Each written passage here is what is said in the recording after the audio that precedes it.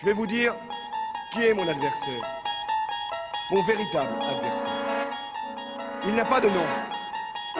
Pas de visage. Au-delà des classiques dimensions où l'homme projette ses pas, il en est une par où s'échappent ses désirs les plus fous. Jamais sa une candidature. zone où l'imagination vous fait basculer dans le fantastique. Et pourtant, attention, il vous gouverne. entrez dans la quatrième Cet dimension. adversaire, C'est le monde de la finance.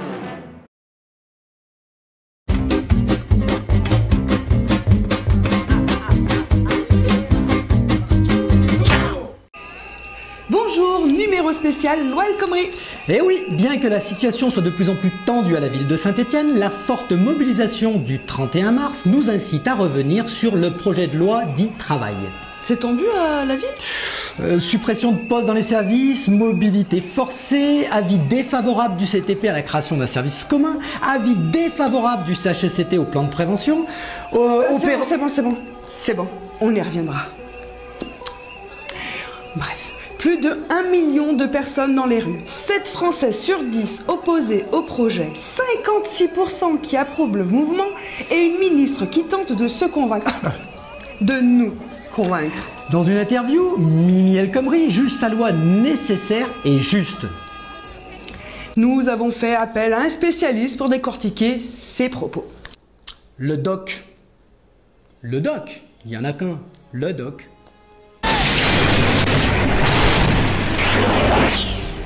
Mais Mimi, ton projet de loi, c'est retour vers le passé.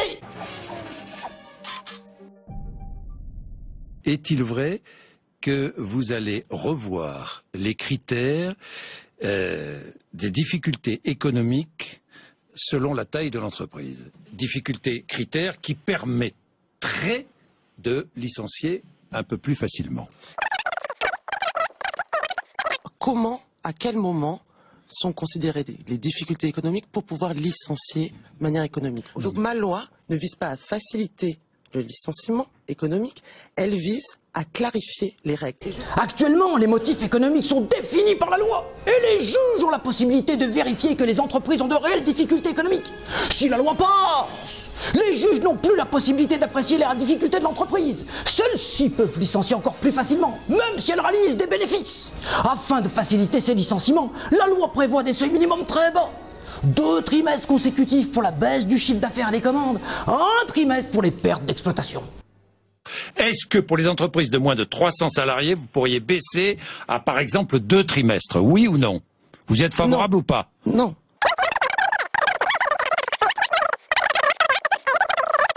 De dire on distingue selon la taille de l'entreprise. Voilà, selon la taille de l'entreprise. Le nombre de trimestres. Ça Voilà. fait partie du débat parlementaire. Vous y êtes favorable ou pas? Je ne dis pas le nombre de trimestres qu'il faut remettre dans la loi. Ce que je veux dire, c'est qu'en effet, différencier les choses entre les TPE, PME et les grands groupes. Oui, je pense que nous pouvons y être favorables. Vous y êtes favorable?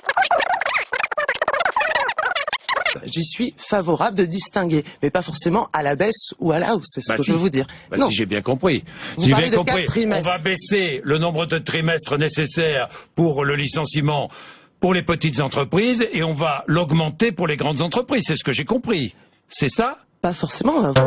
J'ai rien compris, Mimi. La C'est ce que je veux vous dire. La différence entre les petites entreprises et les grandes entreprises, vous la faites. Et elle sera faite dans la loi. Elle pourrait être faite dans la loi. On noie le poisson, Mimi. On noie le poisson. Écoutez, moi je pense que cette loi elle est nécessaire et elle est juste. Nécessaire et juste. Mais non, Mimi. Renforcer le code du travail est nécessaire. Mais ton projet de loi, il est injuste.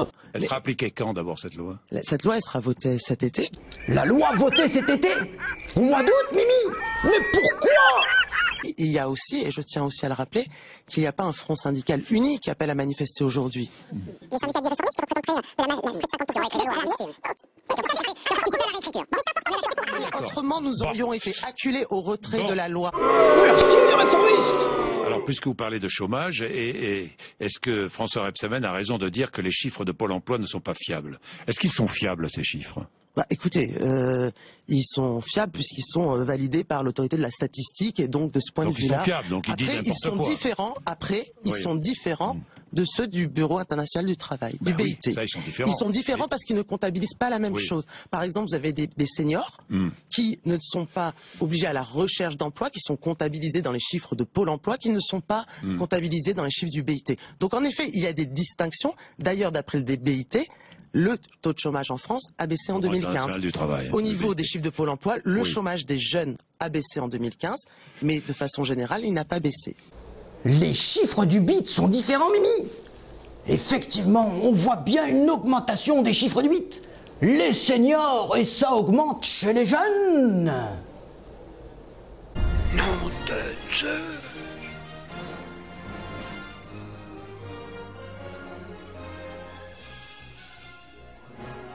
C'est quand même un peu flou cette histoire, hein. Et quand c'est flou, il y a un loup. Il y a un loup. C'est pourquoi nous appelons les Stéphanois à venir samedi 9 avril à 10 h à la Bourse du Travail pour exiger le retrait total de ce projet. Et bien entendu, sur le net et dans la rue, la lutte continue. Attention, Émile, derrière vous! Ça ne prend pas, Simon. On peut tromper 1000 fois une personne, mais on ne peut pas tromper... Si. On peut tromper une fois une... Non. On ne peut pas tromper une fois 1000 personnes, mais on peut tromper une fois 1000 personnes.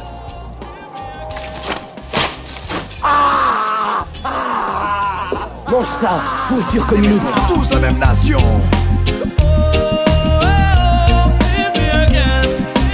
Chacun sa culture, mais pour tous le même pays. Mais on est sûr que tout ce qu'ils veulent, c'est une France qui ferme sa gueule.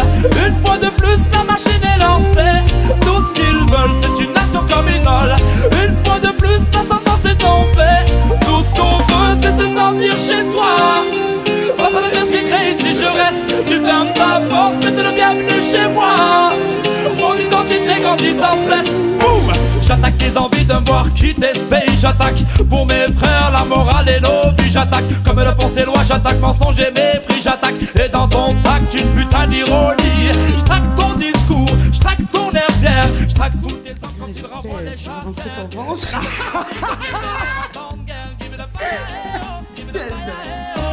Enfants d'immigrés, tout ce qu'on fait, nos parents nous donnent le droit de ne pas douter de ce que l'on est, de ce qu'on fait là. Les valeurs se perdent, aucun hymne ne les ramènera. Mille couleurs au drapeau car trois ne suffisent pas. On ne choisit pas où on n'est pas toujours où on va. Frères sans papier donnant leur au moins le choix. On tue même les hommes, certains deviennent des proies. On crée des lois pour ça. Tout ce qu'ils veulent, c'est une France qui ferme sa gueule.